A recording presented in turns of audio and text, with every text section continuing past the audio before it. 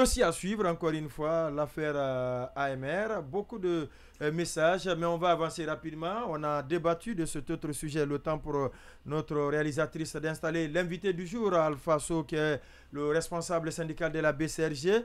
On en a parlé hier, le lancement d'un nouveau mouvement appelé Union Sacrée, à peine lancé. Il y a déjà 2 partis politiques qui annoncent, d'abord, qui dénoncent la démarche et annoncent leur désaccord face au mouvement. Est-ce qu'on peut dire que c'est terminé, le mouvement qui est né et c'est un mouvement qui est mort-né? Bokar Sansoubari. Il y a des raisons de penser ça parce que au lieu de faire craindre les autorités, le mouvement s'offre déjà au ridicule avec un grand spectacle. Voilà, autant de contestations. Maintenant, moi j'ai lu la déclaration de Étienne Soropogui. Sur la forme, si les choses se sont passées comme ça, je pense que les initiateurs du mouvement sont allés vite. N'ont pas eu assez de tact. Parce qu'il décrit dans sa déclaration qu'à minuit pratiquement, lui qui est membre de l'ANAD a découvert qui plus est sur les réseaux sociaux la publication du leader Jotomou convoquant à la rencontre d'hier au cours de laquelle la déclaration allait être faite. Donc pour le moment ce n'est que son point de vue qu'on a suivi. Si cela se vérifie, il ne s'est pas connecté toute la nuit. Ou peut-être il s'est connecté, il n'avait pas de connexion. On me dit que le communiqué a été posté bien avant. Donc lui s'est connecté. Après, en tant que président d'un parti de l'ANAD, peut-être que ça c'est un problème de communication au sein de l'ANAD.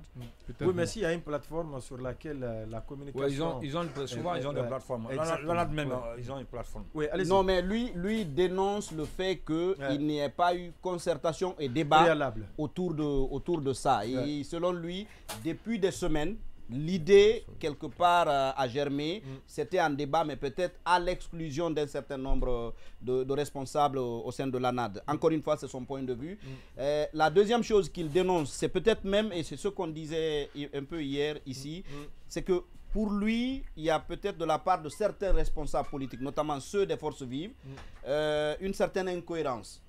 Parce que c'est comme s'ils allaient en alliance, ils constituent ce mouvement avec des responsables dont les motivations ne sont pas aussi sincères qu'ils le prétendent dans la déclaration. Et c'est en gros ce que le parti de Sidya Touré aussi a dit. Parce qu'à ce niveau, j'ai décelé peut-être 2 choses. La première, lui d'abord, il est d'accord avec le contenu, l'idée d'aller vers une union. Non, l'idée d'exiger le retour à l'ordre constitutionnel. Cependant, quand au point 2 de la déclaration d'hier, on disait qu'on n'exclut pas de la reprise des marches dans les rues et les places publiques, lui, il dit le parti dit croire fermement aux vertus du dialogue pour pouvoir sortir de ça. Je pense que c'est une divergence fondamentale. Le parti de Sidya Touré? Oui. Non, mais il est en train d'enterrer la hache de guerre là. Il veut. Si c'est ce que. Mais cette déclaration n'exclut pas les manifestations. On peut croire au dialogue et manifester ou appeler à manifester. Non, pour moi, ce n'est pas antinomique.